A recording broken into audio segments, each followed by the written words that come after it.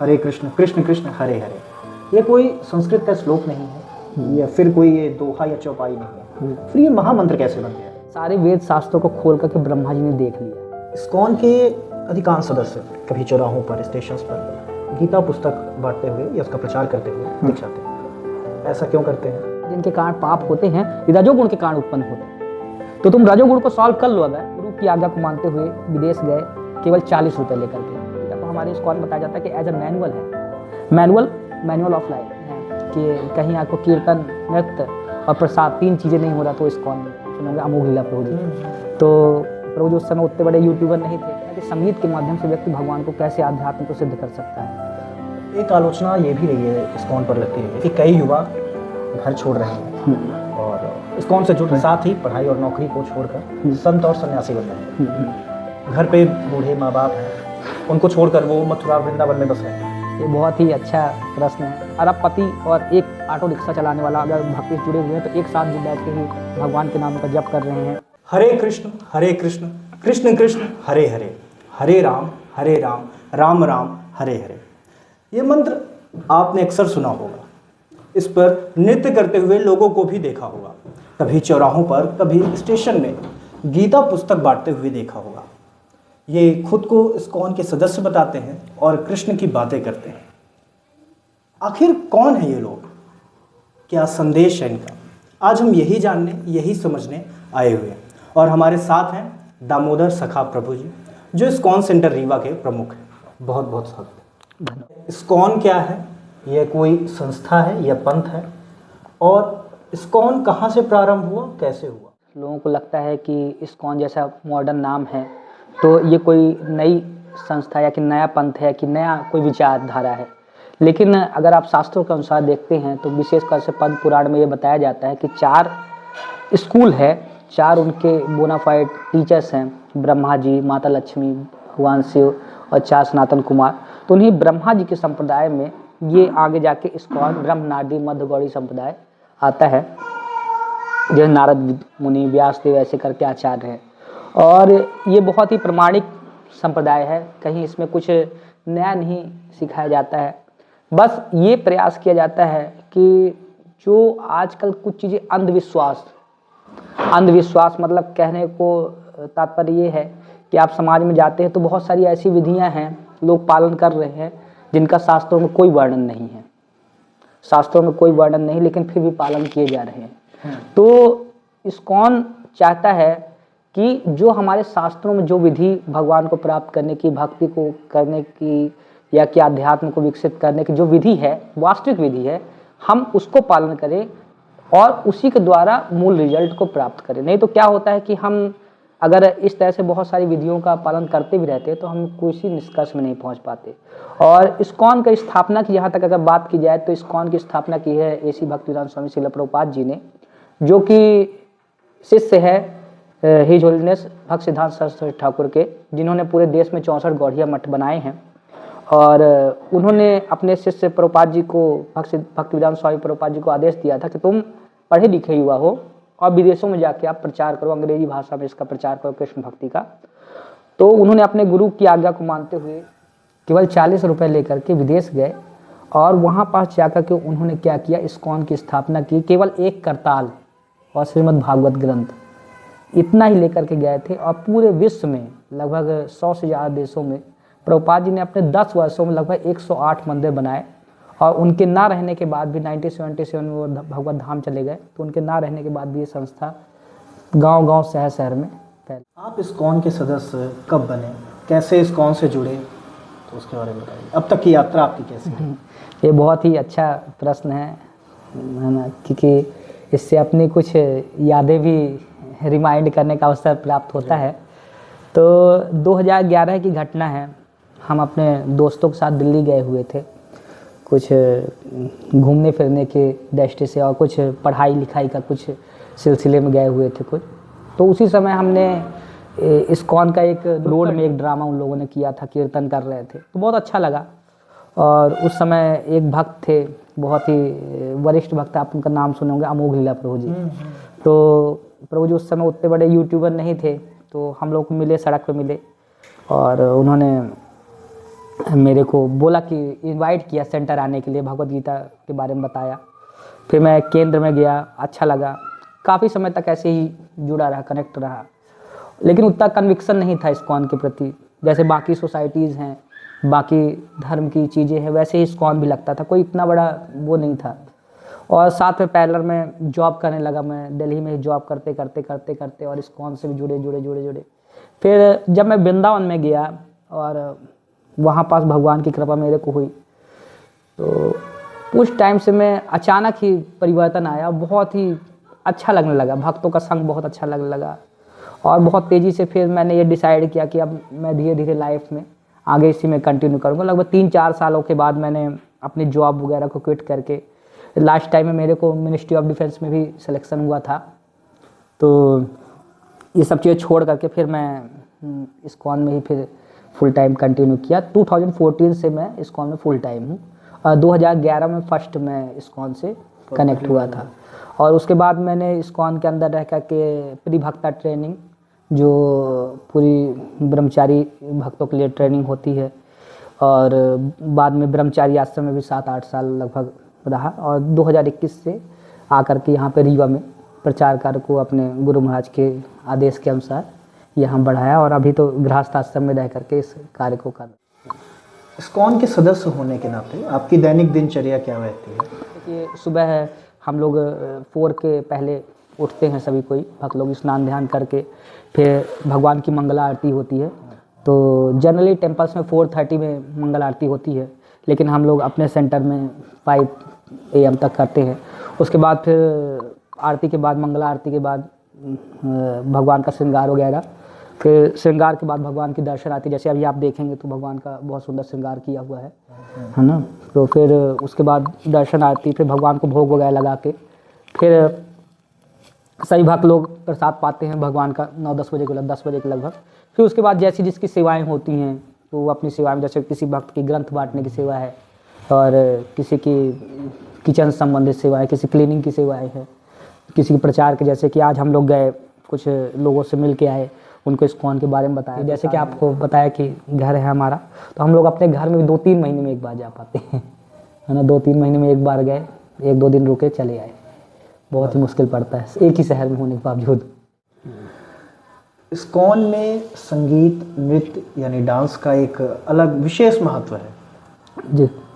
इस पर प्रकाश डालिए कि क्या ऐसा है इस्कॉन में कि ये संगीत, नृत्य और शास्त्रों को खोल करके देखेंगे तो विशेषकर साम वेद, वेदों में साम वेद है, तो उसमें यही बताया जाता है कि संगीत के माध्यम से व्यक्ति भगवान को कैसे आध्यात्म को सिद्ध कर सकता है।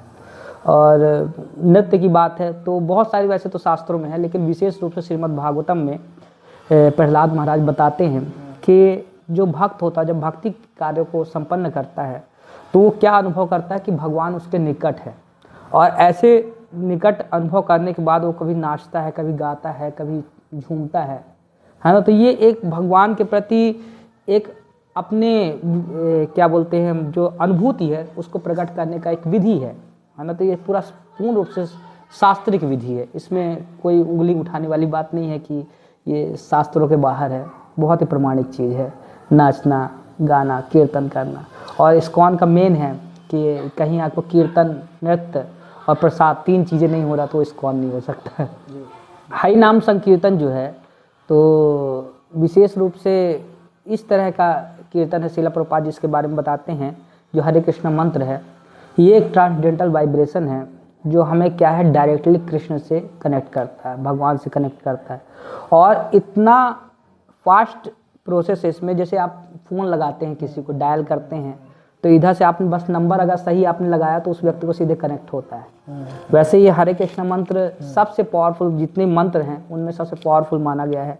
जैसे देखिए आप जितने मंत्र उठा कर देख लीजिए, है ना, उनमें मंत्र को प्रारंभ करने के पहले एक विशेष शब्द का उपयोग होता है, जैसे ओम, ऐम, ईम, वीम, क्लीम, है ना, ये 4-5 अक्षर होते हैं जिनका उपयोग किया जाता है किसी मंत्र के पहले। लेकिन हरे कृष्णा मंत्र केवल एकमात्र ऐसा मंत्र है जिसमें किसी भी ऐसे प्रणव वाले शब्द का उपयोग नहीं किया जाता, क्योंकि हरे कृष्णा मंत्र जो है अपने आप में इतना शक्तिशाली है, इतना शक्तिशाली है कि आप इसका प्रभाव देख भी सकते हैं है ना, इसका प्रभाव देख सकते हैं। जैसे कि हमारे रीवा केंद्र, आपको बहुत बाहर नहीं जाते, रीवा की ही बात करते हैं, तो रीवा में कम से कम हमारे केंद्र से जुड़े हुए 20 से 25 लोग ऐसे हैं जो कि केंद्र से जुड़ने के पहले जब तक ड्रिंक नहीं कर लेते तब तक उनको नींद नहीं आती थी, है ना। ड्रिंक नहीं कर लेते नींद नहीं आती। नॉन वेज जिनके पूरे लाइफ में पूरा मिला हुआ था, और आज वो लोग ऐसे हैं जो ओनियन गार्लिक नहीं खाते हैं और चाय कॉफ़ी नहीं पीते हैं। तो ये किसका प्रभाव है? ये इसी हरे कृष्ण मंत्र का प्रभाव है। बहुत फास्ट प्रोसेस है। हरे कृष्ण कृष्ण कृष्ण हरे हरे, ये कोई संस्कृत का श्लोक नहीं है या फिर कोई ये दोहा या चौपाई नहीं है, फिर ये महामंत्र कैसे बन गया और इसके जाप से क्या महत्व है, क्या विशेष है, इसके इस पर प्रकाश डालिए। ये आपका प्रश्न सारे प्रश्नों का राजा जैसे है। ये कली संतरण उपनिषद में लिखा हुआ है। ये मंत्र आता है, हरे कृष्ण कृष्ण कृष्ण हरे हरे, हरे राम राम राम हरे हरे, इति षोडशकम नामनम। ये जो 16 अक्षर का नाम है, कली सर्व कलमश नाशनम, कलयुग के सारे कलमश को नाश करने वाला है। कलो नास्तो परतरो उपाय, कलयुग में कोई और उपाय नहीं है। सर्व वेदेषु दृश्यते, सारे वेद शास्त्रों को खोल करके ब्रह्मा जी ने देख लिया है ना। ब्रह्मा जी ये श्लोक बोल रहे हैं कि कलयुग में और कोई उपाय नहीं है हरे कृष्ण मंत्र के अलावा। नहीं, तो ये पूरा शास्त्र के श्लोक है, ये मंत्र है। समझ लगता मंत्र जैसे नहीं है, लेकिन क्योंकि ये इम्पावर्ड है, ब्रह्मा जी ने इसमें खुद शक्ति दी है, भगवान ने खुद शक्ति दी है। इस्कॉन के अधिकांश सदस्य कभी चौराहों पर, स्टेशंस पर गीता पुस्तक बांटते हुए या उसका प्रचार करते हुए दिख जाते हैं। ऐसा क्यों करते हैं और कोई आखिर गीता क्यों पढ़े? देखिए कि अगर आप गीता की बात करते हैं क्यों पढ़े और इसकी क्या प्रामाणिकता है, तो शंकराचार्य ही बोलते हैं डायरेक्ट। जैसे कि अगर आध्यात्मिक क्षेत्र में अपने इंडिया में देखा जाए तो सबसे ज़्यादा बढ़े चढ़े शंकराचार्य जी माने जाते हैं। तो शंकराचार्य स्वयं बोलते हैं सर्वो उपनिषदो गावो, है ना, कि सारे उपनिषदों का ये क्या है, गीतोपनिषद सार है। जैसे गाय होती है एक, है ना, गाय को अगर दूहा जाए तो उसका रस निकलता है दूध, है ना। वैसे अगर सारे वैदिक शास्त्रों को दूहा जाए तो उसमें से क्या निकलेगा? भगवत गीता, गीतोपनिषद निकलेगा। इतना महान उनका ग्लोरिफिकेशन शंकराचार्य, है ना। और क्या बोलते हैं शंकराचार्य? बोलते हैं एको शास्त्रम देवकी पुत्र गीतम। अगर कोई बोले कि सारे शास्त्रों को हटा दो, एक ही शास्त्र होना चाहिए, तो कौन सा शास्त्र होना चाहिए? देवकी पुत्र गीतम, मतलब देवकी पुत्र के द्वारा गाया हुआ गीत भगवत गीता। भगवत गीता मतलब होता है भगवत, भगवान, गीता मतलब उनका सॉन्ग, भगवान के द्वारा गाया हुआ सॉन्ग। तो इस तरह से, और अगर हम इस तरह इस सिनेरियो में देखें तो अगर साइंटिफिक या कि जो हमारा दार्शनिक लेवल है, इस लेवल में अगर देखें तो भागवत ऐसा ग्रंथ है जिसमें आपके हर प्रश्न का जवाब है, हर क्वेश्चन का आंसर है। जैसे आप देखेंगे अल्बर्ट आइंस्टाइन, विल स्मिथ जो अभी प्रेजेंट के वो हैं, नहीं, बहुत बड़े एक्टर हैं, ऐसे बहुत सारे लोग हैं जो बोलते हैं कि मेरे को अपनी लाइफ के आंसर्स मिले हैं कहाँ से? भगवद गीता से मिले हैं। बहुत सारे, हमारे पास तो एक पूरा चार्ट बना हुआ है जिसमें हजारों साइंटिस्ट के नाम और ये हैं। तो भगवद गीता क्या है कि हर तरीके से बोलते हैं, भगवद गीता को हमारे इस्कॉन में बताया जाता है कि एज अ मैनुअल है, मैनुअल ऑफ लाइफ। आप क्यों नहीं जानते हो? आपकी जो लाइफ की प्रॉब्लम है उसका आंसर इसमें भगवद गीता में है। इसको पढ़ो। आप इधर उधर सॉल्यूशन ढूंढ रहे हो, गलत जगह सॉल्यूशन ढूंढ रहे हो, और सब कुछ सॉल्यूशन ढूंढ रहे हैं ना। बोलते प्रभु जी मेरी लाइफ में बहुत टेंशन चल रही है, मैं क्या करूं? हर किसी का ये बात है, प्रभु जी मैं पढ़ाई नहीं कर पाया, अब मैं क्या करूं? मैं लगता सुसाइड कर लूं, क्या करूं मैं? हर कोई की लाइफ में कुछ ना कुछ क्वेश्चंस हैं, तो उसके आंसर तो हम दे रहे हैं। नहीं, उनको सबको चाहिए भगवद गीता, लेकिन मालूम नहीं कि हमको भगवद गीता चाहिए। तो हम लोग के इसलिए भक्त लोग क्या करते हैं, करुणावश उनको जबरदस्ती जाके देते हैं, है ना। बोले कि नहीं, हम तो दे के रहेंगे, आपको सॉल्यूशन दे के रहेंगे, कभी ना कभी भगवान कृपा करेंगे, आप पढ़ोगे, आप समझोगे कि आपको क्या चीज़ मिली है और आपका लाइफ कैसे बदल सकता है। एक आलोचना ये भी रही है, इस्कॉन पर लगती रही है कि कई युवा और इस्कॉन से जुड़ रहे हैं, पढ़ाई और नौकरी को छोड़कर संत और सन्यासी बन रहे हैं। घर पे बूढ़े माँ बाप हैं, उनको छोड़कर वो मथुरा वृंदावन में बस रहे हैं। इसे आप कैसे देखते हैं? ये देखिए, कुछ चीज़ें तो इसमें लगभग सही है, लेकिन कुछ चीज़ें पूर्णतः से गलत हैं। कि जैसे अगर ये कहा जाए कि घर छोड़ रहे हैं, तो आज के समय में तो ऐसा कोई नहीं है जो घर में रहता हो, नहीं। जैसे कोई, आप मान लीजिए कोई नौकरी करेंगे, 99% चांस आपको घर छोड़ के दिल्ली बम्बई बड़े शहरों में जाना पड़ता है, स्कूल कंप्लीट किए कॉलेज करने बाहर जाना पड़ता है, नहीं तो घर में तो कोई रह नहीं सकता। नहीं, बस ये एक देखने का नज़रिया लोगों का वो है कि हमको छोड़ दिया, नहीं सिर्फ देखने का नज़रिया वो है। अगर हम वैसे ही उसको समझें कि कोई नया चीज़ नहीं कर रहा व्यक्ति, नहीं इस तरह से घर से जाना कोई नया चीज़ नहीं है। देखिए 99% बच्चे क्या होते हैं, शादी करने के बाद सेटल होना पड़ता है उनको फैमिली के साथ, अलग माता पिता को छोड़ के, ना चाहते हुए भी, हाँ चाहते भी हैं रखना तो नहीं रख पाते हैं। बल्कि इस्कॉन में उल्टा है। इस्कॉन में क्या टीचिंग दी जाती है कि आपको अपने माता पिता के मरते दम तक सेवा करनी है। क्यों? क्योंकि आपको ये जो शरीर प्राप्त हुआ है किसके माध्यम से प्राप्त हुआ है? माता पिता के माध्यम से प्राप्त। शरीर नहीं होता तो आप भक्ति करते नहीं कर सकते थे। शरीर ही माध्यम है ना, शरीर माध्यम खल धर्म साधनम, धर्म की प्राप्ति के लिए शरीर ही माध्यम बना है। तो इस्कॉन में जैसे पर्सनली मैं अपना बता रहा हूँ, जैसे आप देखिए कुछ चीज़ें मैं अपने पर्सनल एक्सपीरियंस से आपको बताता हूँ।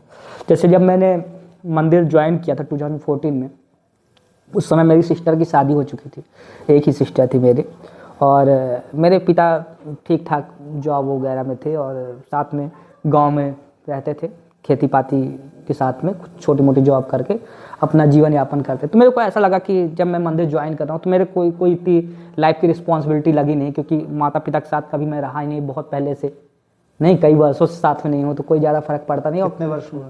क्या कितने वर्ष हो गए जैसे अलग हुए? हाँ जैसे लगभग 2004 से मैं बाहर हूँ। पहले पढ़ाई के सिलसिले में पॉलिटेक्निक, फिर इंजीनियरिंग, ऐसे। जब मैं ब्रह्मचारी आश्रम में गया 14 में, तो उसके बाद कुछ समय बाद मेरे पिताजी शरीर छोड़ दिए, नहीं रहे, 17 की बात है। तो ऐसा नहीं था कि मैं माता को अपने छोड़ दिया अकेले, मैं अपने साथ में ले गया। दिल्ली में रहता था मैं, तो दिल्ली में अपने साथ में रखता था, सामने मंदिर के सामने एक उनको रूम दिया गया और वहाँ पास रह के वो भगवान की सेवा, कभी गार्लेट वगैरह बनाना सेवा करते थे, हम भी सेवा करते थे।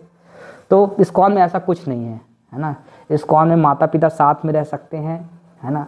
बस एक चीज़ है कि उनको भी एक्सेप्ट करना पड़ेगा, उनको भी ओनियन गार्लिक छोड़ना पड़ेगा थोड़ा, मतलब कि ये भक्ति को एक्सेप्ट करना पड़ेगा। उस पे भी ये चीज़ थोड़ा कठिन होता है, लेकिन अगर ये छोटी युवाओं का एक बड़ा वर्ग नशे में लिप्त होता जा रहा है, भटका हुआ है, तनाव अवसाद है, तो उनके लिए एक तो पहली बात ये क्यों कर रहे हैं, क्यों इस तरफ बड़ा वर्ग जा रहा है नशे की तरफ, नशे की गिरफ्त में क्यों जा रहा है, और इससे कैसे बचा जा सकता है? इस्कॉन में इसके लिए क्या उपाय है? देखिए, एक तो बहुत दुख की बात है कि किसी भी समाज का या किसी भी देश का जो प्रगति है किससे आंका जाता है? युवा वर्ग से, है ना। कि वहाँ युवा कैसा कार्य कर रहा है, युवा कैसे प्रगति कर रहा है, युवा कैसी, उसकी मनस्थिति कैसे है, उसी से उस देश का या कि समाज का प्रगति जज किया जाता है कि कितना स्टेटस है उसका। लेकिन ये बहुत दुख की बात है कि हमारा युवा इस तरह से जा रहा है। मूलतः इसका कारण है क्या कि ऑप्शन नहीं होना, ऑप्शन नहीं होना, स्पिरिचुअल एजुकेशन नहीं होना।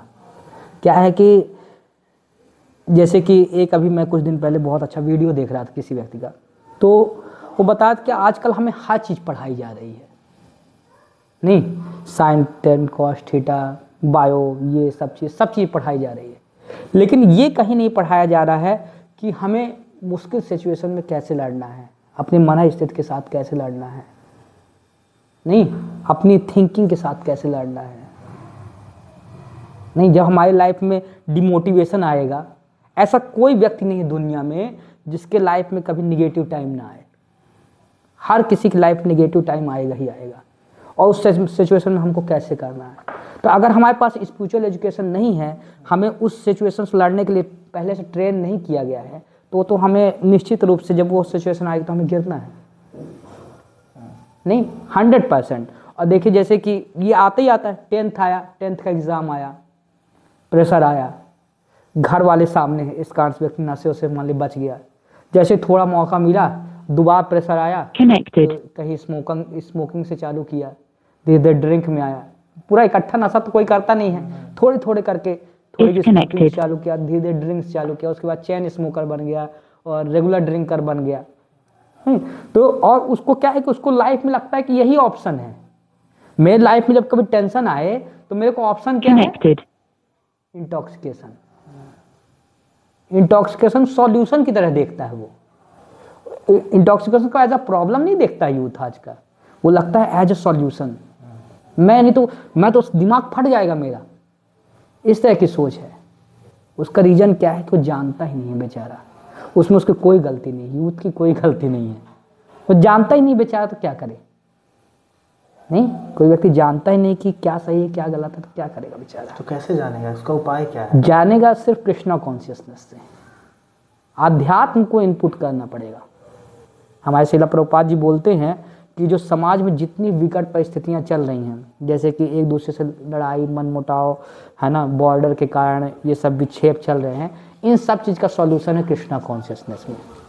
अगर कोई व्यक्ति कृष्णा कॉन्शियसनेस को अपनाता है कि देखिए व्यक्ति बहुत सारी चीज़ें, उनके लाइफ में अच्छे ऑप्शंस नहीं हैं, लोग बुरे ऑप्शन की तरफ जा रहे हैं। अगर उनको कृष्ण भक्ति जैसी प्रैक्टिकल चीज़ मिलेगी, जैसे कि इस्कॉन बहुत प्रैक्टिकल है, चीज़ें बहुत प्रैक्टिकल फॉर्मेट में सिखाई जाती है। जैसे कि अगर आप भक्ति करते हो, आपको कोई चीज़ छोड़ने की जरूरत नहीं है।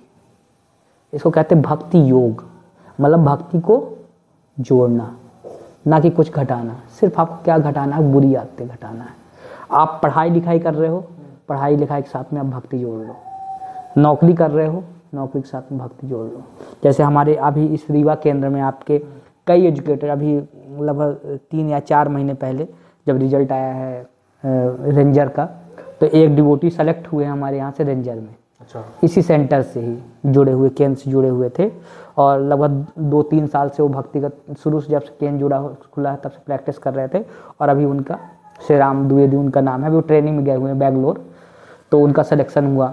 और सब भक्त लोग इसी तरह से, बहुत सारे यूथ हैं अलग अलग तरह के जॉब करते हैं। हर कोई इस तरह से, जैसे कि पूरी तरह से छोड़ करके नहीं आने की ज़रूरत है। आपको देश दुनिया छोड़ने की ज़रूरत नहीं हर किसी को, लेकिन किसी का नेचर हो सकता है, तो उसको आपको स्वतंत्रता देनी चाहिए। नहीं, ये उसके निजता का सवाल निजता का सवाल है, इसमें आपको इंटरफेयर किसी को नहीं करना। व्यक्तिगत फैसला हो सकता है कि वो अध्यात्म को किस रूप में वो इसमें, अगर कोई डीप उस पर नॉलेज लेना चाहता है, उस पर घुसना चाहता है, या गृहस्थ जीवन को छोड़ना चाहता है, वो उस पर पूरा जोड़ता है। आपके इस इस्कॉन सेंटर में किस तरह के आयोजन होते हैं, और कोई अगर इस रीवा सेंटर से जुड़ना चाहता है या इस्कॉन से जुड़ना चाहता है, तो कैसे जुड़ सकता है, और उसे किन बातों का ध्यान रखना पड़ेगा? देखिए कि यहाँ पास प्रोग्राम की जैसे आप बात कर रहे हैं, तो मूल रूप से रविवारी प्रोग्राम होता है, शाम को 4 बजे से स्टार्ट होता है। जैसे भगवान का कीर्तन, भगवत गीता, भागवत के ऊपर कथाएं, क्लासेस होती हैं। कुछ फिलोसफिकल डिस्कशन के माध्यम से हम समझने के किसी विशेष टॉपिक को प्रयास करते हैं। हर बार एक एक टॉपिक लेकर के प्रयास किया जाता है उसको समझने का, गीता भागवत के आधार पे। और उसके बाद भगवान की आरती, महाआरती होती है संडे के दिन। उसके बाद जितने भी भक्त लोग यहाँ पास आते हैं उनके लिए फुल मील प्रसाद रहता है, एज अ भंडारा टाइप में। लगभग हर दिन, हर संडे को 100 लोगों के आसपास यहाँ पास अभी जैसे लोग आते हैं, तो उनके लिए पूरा फुल मील के प्रसाद का व्यवस्था होता है।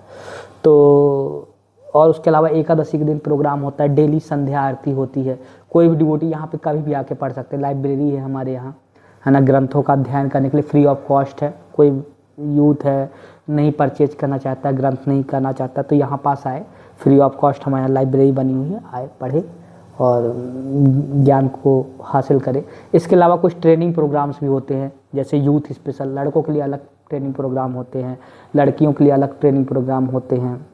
और म्यूजिक क्लासेस होती है फ्री ऑफ कॉस्ट, जिसमें हम लोग कीर्तन करना सिखाते हैं, म्यूजिकल इंस्ट्रूमेंट बजाना सिखाते हैं।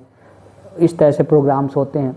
और जहाँ तक जुड़ने की बात है कि कैसे इस्कॉन से कनेक्ट हुआ जाए, तो इसकी कोई स्पेशल विधि नहीं है। आप आइए यहाँ पास, प्रोसेस को फॉलो कीजिए, समझिए पहले, है ना, कि क्या है जीवन का उद्देश्य, क्या है इस्कॉन, क्या है भक्ति। मैं किसी गलत चीज़ों से ना जुड़ जाऊँ। जैसे प्रभुपाद जी ने हमारे बोला है कि हमें इंडिपेंडेंटली थॉटफुल होना चाहिए। ऐसा नहीं कि आपको अंधविश्वास करना है, आंख बंद करके इस्कॉन में चलने का जरूरत नहीं है। इस्कॉन आइस ओपनर है, नहीं, आंख खोलने वाला है, आंख बंद करने वाला नहीं है।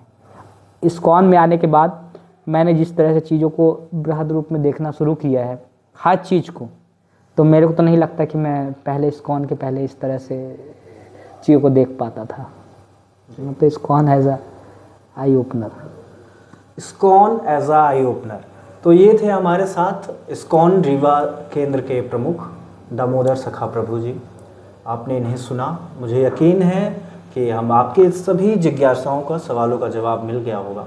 अब मैं स्वप्निल आपसे ले रहा हूँ इजाज़त, फिर मिलेंगे कुछ और प्रभावशील विचारवान व्यक्तित्वों के साथ। तब तक के लिए नमस्कार।